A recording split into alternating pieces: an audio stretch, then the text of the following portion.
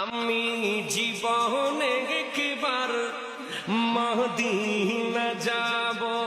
সুবহানাল্লাহ বলেন না, মদিনা যাব, মদিনা যাব, আমি নবীজির কদমে সালাম জানাবো। সুবহানাল্লাহ বলেন।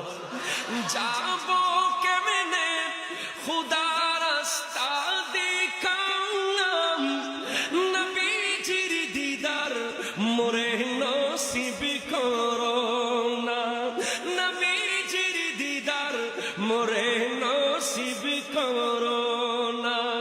জান্নাতেরি টুকরায় আমি, বেহেশতেরি টুকরায় আমি নামাজ আদায় করিব, আমি এবার